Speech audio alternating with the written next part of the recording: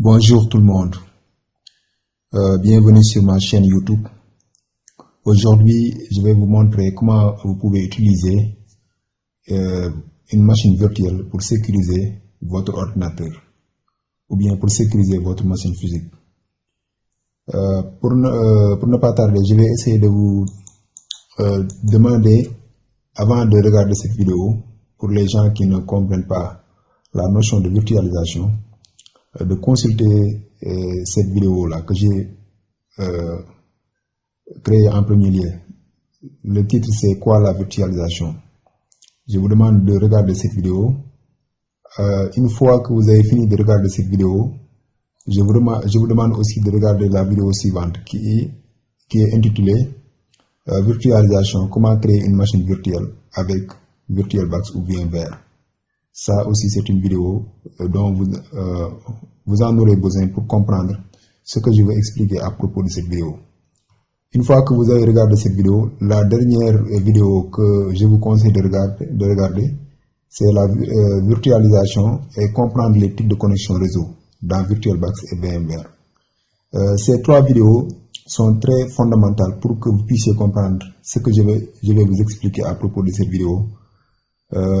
Comme je l'ai intitulé, qui va vous permettre de, en quelque sorte, sécuriser votre ordinateur en utilisant une machine virtuelle.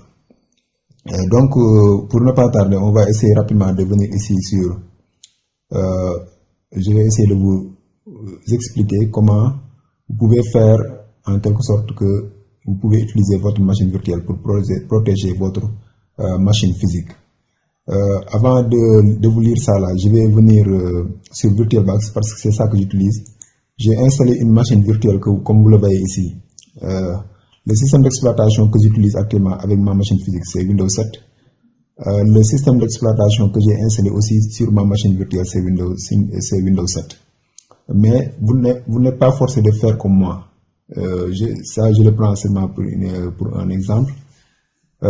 La raison pour laquelle je dis que la machine virtuelle peut protéger votre ordinateur en est qu'actuellement, avec cette machine virtuelle-là, si cette machine est compromise ou bien par accident j'ai installé des logiciels malveillants, ça ne va pas se répercuter sur la machine physique.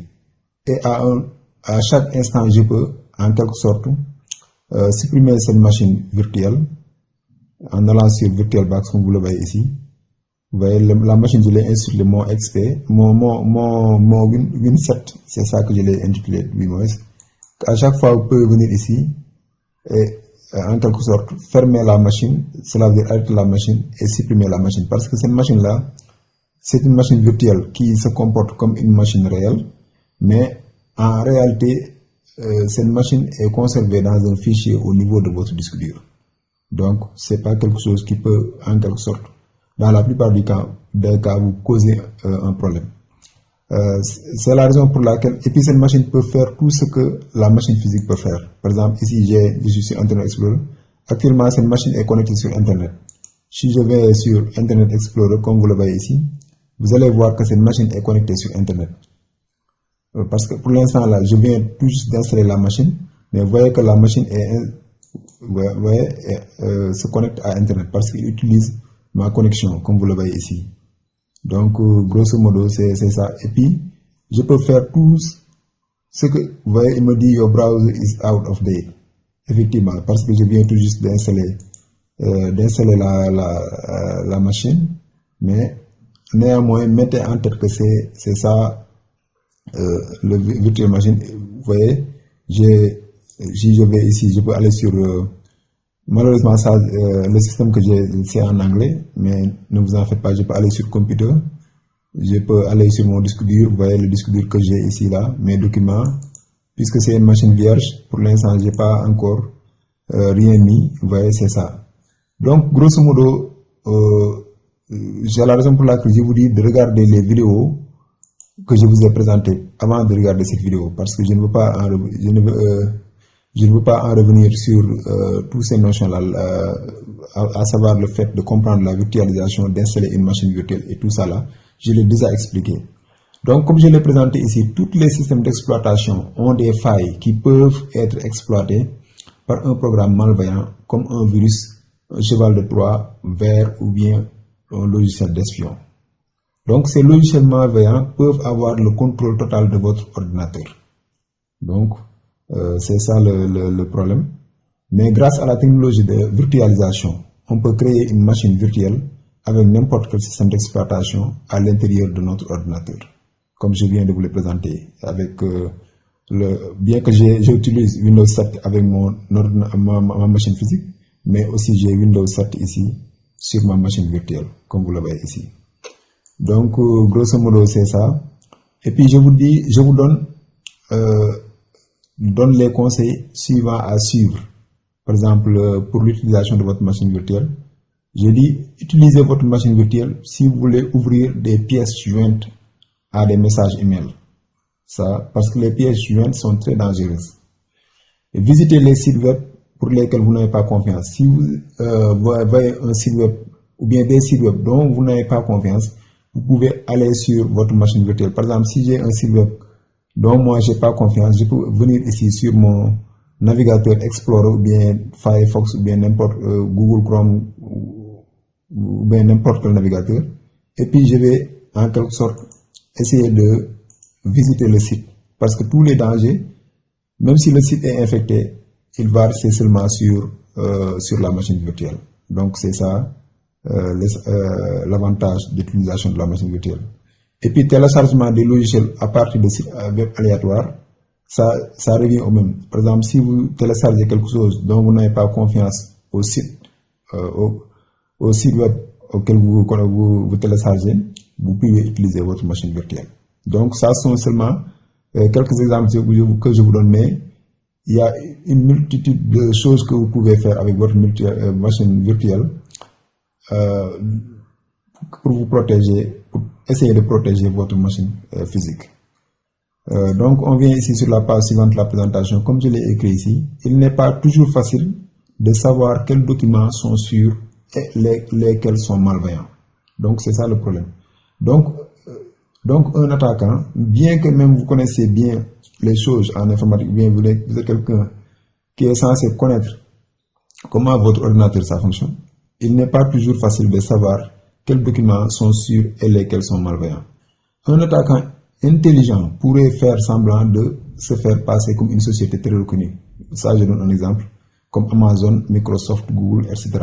Pour vous proposer un poste de travail dont vous rêvez. Imaginons que vous rêvez à un poste de travail et puis soudainement on vous envoie un email à propos de ça. Et puis l'email là, il y a un attachement ou bien une pièce jointe. Il peut vous attirer, comme je l'ai écrit, il peut vous attirer de plusieurs façons. Mais ça, c'est un exemple seulement que je vous donne. Mais il faut, je vois que beaucoup de gens tombent dans ces pièges parce que on vous envoie un email qui peut vous, en quelque sorte, vous amener à cliquer sur un lien ou bien à cliquer sur un fichier ou bien une pièce jointe qui peut en quelque sorte retourner être un programme malveillant. Donc c'est ça, c'est la raison pour laquelle je vous dis que tout ça là, vous pouvez le faire avec la machine virtuelle parce que la machine virtuelle c'est pas grave, même s'il est infecté, ça n'aura pas d'impact sur la machine physique que vous avez. Donc c'est ça l'avantage. Donc c'est la raison pour laquelle j'ai dit ici, il est plus sûr tout simplement de ne pas ouvrir des pièces jointes ou de cliquer sur des liens ou des courriels avec votre machine physique. Il faut toujours le faire avec la machine virtuelle. Donc grosso modo c'est ça. Maintenant je dis ici attention, ça, je vais terminer par ça. Attention, la machine virtuelle n'est pas une protection absolue. Ça je veux dire machine, j'ai écrit seulement machine, mais je veux dire avec machine virtuelle. La machine virtuelle n'est pas une protection absolue. Tous les logiciels comportent des bugs, y compris les logiciels de virtualisation. Donc ça, il faut bien le comprendre. Même si isoler une activité dangereuse dans une machine virtuelle réduit considérablement les risques de piratage de votre système informatique habituel. Et cela ne le rend pas impossible. Donc, il y a des possibilités, mais c'est pas tellement... non, il n'y a pas beaucoup de possibilités...